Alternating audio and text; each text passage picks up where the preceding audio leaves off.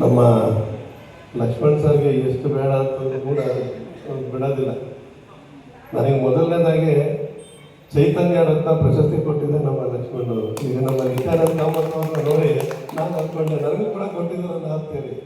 ಆಗ ಆಗ್ತಾನೆ ಬಂದು ಈ ಸಂಗೀತ ಕ್ಷೇತ್ರಕ್ಕೆ ಬಂದಾಗ ಮೊದಲು ಪರಿಚಯ ಆಗಿದ್ದು ಟೌನ್ ಹಾಲ್ನಲ್ಲಿ ಮಾಡ್ತಾಯಿದ್ರು ನಮ್ಮ ಲಕ್ಷ್ಮಣವರು. ಆಮೇಲೆ ನಾದಬ್ರಹ್ಮಕ್ಕೆ ಬಂದು ಇಲ್ಲಿ ನಿರಂತರವಾಗಿ ಕಾರ್ಯಕ್ರಮಗಳು.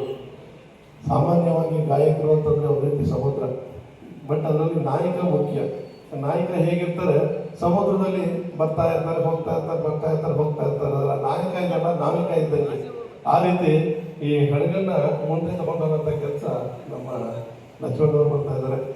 ಪರಿಚಯ ಇರೋಂಥವ್ರೆ ಮೊದಲನೇದಾಗಿ ನಿತ್ಯಾನಂದ ಕಾಮತ್ ಅವ್ರಿಗೆ ಮತ್ತು ಶ್ರೀಲತಾ ಮನೋಹರ್ ಅವರಿಗೆ ಇಬ್ಬರಿಗೂ ಕೂಡ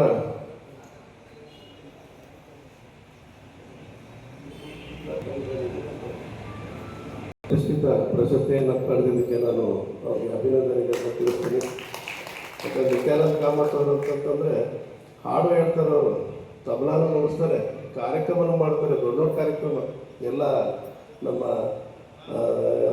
ಕಲಾಮಂದಿರದಲ್ಲಿ ಮತ್ತು ಜಗನ್ಮೋಹನ ಪ್ಯಾಲೇಸಲ್ಲೆಲ್ಲ ಮಾಡ್ಕೊಂಡು ಬಂದಂಥವ್ರು. ಅವರಿಗೆ ಇವತ್ತು ಸೂಕ್ತವಾಗಿ ಪ್ರಶಸ್ತಿಯನ್ನು ಕೊಟ್ಟಿದ್ದು. ಹಾಗೆ ಶ್ರೀಲತಾ ಮನೋಹರ್ ಅವರು ಕೂಡ ಅವರು ಬಹುಮುಖ ಪ್ರತಿಭೆ ಮಾಡ್ತಾ ಇರೋದು. ಶಿಕ್ಷಕ ವೃತ್ತಿಯಾದರೂ ಕೂಡ ಕೇರಳದಲ್ಲಿ ರಾಜ್ಯ ಮಟ್ಟದ ಚಾಂಪಿಯನ್ ಅವರು. ಜೊತೆಗೆ ಕವಿಯತ್ರಿ ಅವ್ರದ್ದು ಈಗಾಗಲೇ ಒಂದು ಬುಕ್ಕು ನಾವು ರಿಲೀಸ್ ಮಾಡಿದ್ದೀವಿ. ಇನ್ನೂ 2 ಬುಕ್ಕು ಕಾಯ್ತಾ ಇದೆ. ಕವನ ಸಂಕಲನಗಳು ಯಾವತ್ತು ಬಿಡುಗಡೆ ಮಾಡೋದು ನಾನು ಇವತ್ತೇ ಮಾಡಿ ಅಂತ ಹೇಳಿದ್ದೆ. ಆ ರೀತಿ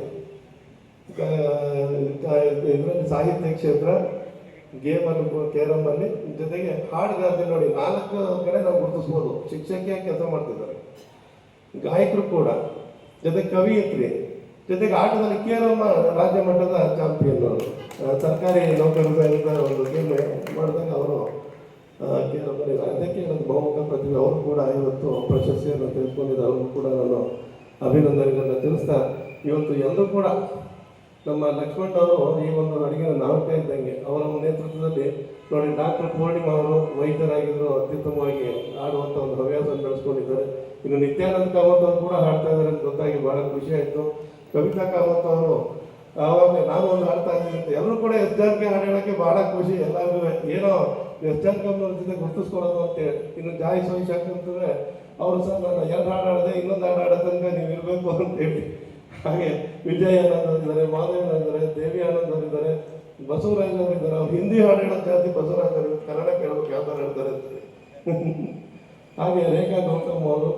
ಇನ್ನಿದು ಲೈವ್ ರವಿಶಂಕರು, ಹೆಬ್ಬಾಡಿ ಮಾದೇವ, ಬಾಬಿ ಮತ್ತು ಅರುಣ್ ಅವರು ಎಲ್ಲರೂ ಕೂಡ ಅನುಭವಿ ಇವರ ಒಂದು ನೇತೃತ್ವದಲ್ಲಿ ನಿಮ್ಮಂಥ ಒಂದು ನೋಡಿ ಪ್ರೋತ್ಸಾಹ. ಬೆಳಗ್ಗೆ ಕೂಡ ಹೇಳಿದೆ, ಮೈಸೂರಿನಲ್ಲಿ ನಡೀತಾ ಇರೋಂಥ ಸಾಂಸ್ಕೃತಿಕ ಕಾರ್ಯಕ್ರಮಗಳು ಕರ್ನಾಟಕದ ಎಲ್ಲೂ ಕೂಡ ನಡೀತಾ ಇದೆ. ಜಿಲ್ಲೆ ನಮ್ಮ ಸುಗಮ ಸಂಗೀತ ಪರಿಷತ್ ಎಲ್ಲ ಜಿಲ್ಲೆಯಲ್ಲೂ ಕೂಡ ಇದೆ.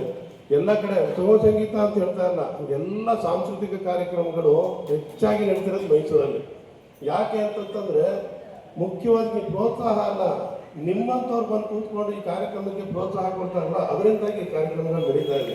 ಅದರಿಂದಾಗಿ ಮೊದಲನೇದಾಗಿ ನಿಮ್ಮೆಲ್ಲರಿಗೂ ಕೂಡ ನಾನು ಧನ್ಯವಾದ ಹೇಳ್ತಾ, ಇವತ್ತು ನಮ್ಮ ಜಾನಕಮ್ಮ ಅವರ 10ನೇ ದಿನ, ನಾಳೆ 11ನೇ ದಿನ ಮೈಸೂರಲ್ಲಿ ದೊಡ್ಡದಾಗಿ ಒಂದು ಸಾರಮಹೇಶ್ ಚೌಟ್ರಿ ನಡೀತಾ ಇದೆ.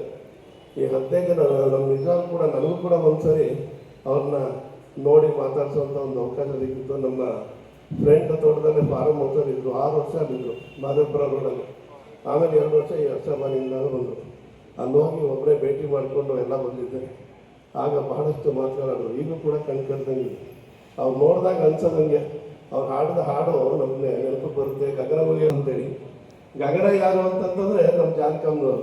48,000 ಹಾಡು, 33 ರಾಷ್ಟ್ರ ಪ್ರಶಸ್ತಿಗಳು, 20 ಭಾಷೆ ಆಡಿದ್ರು ಗಗನ. ಭೂಮಿ ಅನ್ನೋದ್ರು ಮೈಸೂರು, ಗಗನ ಎಲ್ಲೋ ಭೂಮಿ ಅನ್ನಂತ. ಈ ಭೂಮಿಯಲ್ಲ ಬಂದು ಈ ಭೂಮಿನೇ ಮಣ್ಣಾಗಂಥ ಪುಣ್ಯ ನಮ್ದಾಗಬೇಕಾದ್ರೆ ನಮಗೆ ಖುಷಿಯಾದಂಥ ವಿಷಯ ಅಂತಂದ್ಬಿಟ್ಟು ಬಹಳ ಕಷ್ಟ ಆದ ಹಾಡೋದು. ಸಾಮಾನ್ಯವಾಗಿ ಯಾರಿಗೂ ಹಾಡೋಕ್ಕಾಗೋದಿಲ್ಲ ಅಂಥ ಹಾಡನ್ನೆಲ್ಲ ಹಾಡುವಂಥವ್ರು. ಎಲ್ಲೋ ವೈದ್ಯನಾಥ್ ಅವರು ಮ್ಯೂಸಿಕ್ ಮಾಡಿರೋದಂಥದ್ದು. ಅಂಥ ಹಾಡುಗಳೆಲ್ಲ ಅವರು ಜಾನಕಮ್ಮ ಅವ್ರು ಮಾತ್ರ ಹಾಡೋದು, ಬೇರೆಯವ್ರು ಹಾಡೋಕ್ಕೆ ಭಾಳ ಕಷ್ಟ ಇದೆ ಅಂಥ ಹಾಡುಗಳು. ತಾವೆಲ್ಲರೂ ಕೂಡ ಇಂಥ ಒಂದು ಪುಣ್ಯ ದಿನ ಬಂದು ಈ ಒಂದು ಕಾರ್ಯಕ್ರಮವನ್ನು ಯಶಸ್ವಿಯಾಗಿ ಮಾಡಿ ಜಾನಕಮ್ಮ ಅವರ ನೆನಪು ಅಮರವಾಗಲಿಕ್ಕೆ ಎಲ್ಲರೂ ಕೂಡ ಬೆಂಬಲ ಕೊಟ್ಟಿದ್ದಾರೆ. ನಿಮ್ಮೆಲ್ಲರಿಗೂ ಕೂಡ ಧನ್ಯವಾದ ಅರ್ಪಿಸಿ ನನ್ನ ಮಾತನ್ನು ಮುಗಿಸ್ತೀನಿ. ನಮ್ಮ ಲಕ್ಷ್ಮಣಪ್ಪನ ಸಂತತಿ ಇನ್ನೊಂದಷ್ಟು ಹೆಚ್ಚಾಗಿ ದೊಡ್ಡ ಮರವಾಗಿ ಬೆಳೆದು ನಮ್ಮ ಗಾಯಕರಿಗೆ ಹೆಚ್ಚು ಪ್ರೋತ್ಸಾಹ ಅಂತೇಳಿ ಆ ಚಾಮುಂಡಿ ಕೋರ್ಕೊಳ್ತೀನಿ. ನಮಸ್ಕಾರ.